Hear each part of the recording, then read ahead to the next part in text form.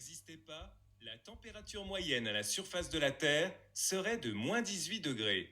Il s'agit là d'un calcul théorique, car bien sûr il est difficile de concevoir une Terre sans atmosphère. Serait-elle complètement englacée?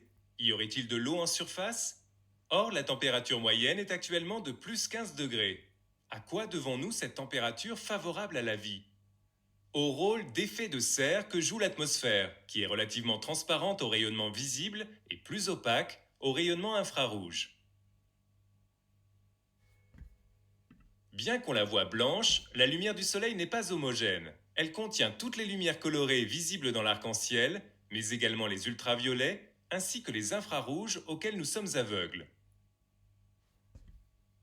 Si l'atmosphère n'existait pas, les rayons du soleil frapperaient directement le sol. La Terre réfléchirait en grande partie ces rayons, et la chaleur emmagasinée dans le sol serait renvoyée sous forme d'infrarouge et perdue dans l'espace. Mais la Terre, grâce à sa masse considérable, retient une enveloppe de gaz autour d'elle, c'est l'atmosphère. Le flux d'énergie que la Terre reçoit du Soleil est de 341 watts par mètre carré. Nous utilisons les valeurs publiées en 2009 par Kevin Trenberth du NCAR dans le Colorado.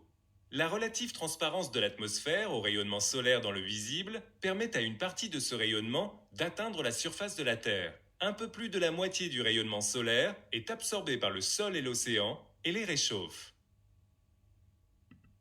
En atteignant la surface de la Terre, une faible quantité d'énergie est réfléchie par le sol et l'océan. Une partie des rayons solaires est réfléchie vers l'espace par les nuages et les poussières de l'atmosphère, soit 79 watts par mètre carré. Les nuages et l'atmosphère en absorbent quasiment autant, 78 watts par mètre carré. Une partie de la chaleur emmagasinée par la Terre est échangée par contact directement avec l'atmosphère. C'est la chaleur sensible. Une autre partie correspond au changement d'état de l'eau. Citons l'évaporation de l'eau des océans et de l'eau douce et l'évapotranspiration des végétaux. C'est la chaleur latente. Le sol dégage de la chaleur en émettant des infrarouges de grande longueur d'onde qui repartent vers l'atmosphère. Cette énergie est plus importante que le rayonnement solaire reçu, 16% de plus. Or, l'atmosphère est partiellement opaque au rayonnement infrarouge. Seuls 10% de cette énergie, émise par le sol, traverse directement l'atmosphère pour se perdre dans l'espace. Ainsi, l'essentiel de ce rayonnement infrarouge est absorbé par l'atmosphère et la réchauffe. L'atmosphère réémet de l'énergie dans l'infrarouge dans toutes les directions.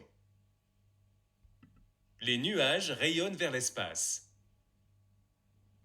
Tous les autres acteurs de l'atmosphère rayonnent vers l'espace. L'essentiel des infrarouges est renvoyé vers le sol et réchauffe la surface de notre planète. C'est cela l'effet de serre. Si on évalue cette énergie émise par l'atmosphère par rapport à l'énergie reçue du Soleil par le système Terre-atmosphère, elle est quasiment égale, plus de 97%.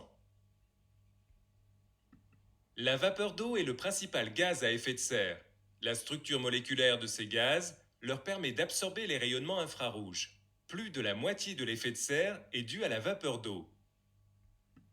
Lorsque les molécules des gaz à effet de serre sont excitées par le rayonnement infrarouge émis par la Terre, elles réémettent de l'énergie sous forme d'infrarouge. 55% de l'effet de serre de notre planète est dû à la vapeur d'eau, 15% aux nuages, 30% aux autres gaz à effet de serre, dioxyde de carbone, méthane, ozone, protoxyde d'azote. Mais cet effet de serre naturel est déséquilibré par les rejets gazeux dus à l'activité humaine. L'effet de serre a un effet naturel et bénéfique. Il est à l'origine de la température moyenne de la surface de la Terre, 15 degrés. La planète est en équilibre thermique, l'énergie solaire reçue doit être équivalente à l'énergie émise par le couple Terre-atmosphère. Faisons le bilan en comptant positivement l'énergie émise vers l'espace. Nous constatons un léger déséquilibre de 1 watt par mètre carré. Ce déséquilibre se retrouve au sol, il entraînera à terme un réchauffement de la température moyenne globale. Ce déséquilibre est dû à l'augmentation des gaz à effet de serre dues aux activités humaines. Souhaitons une avancée rapide aux accords internationaux pour juguler cette augmentation.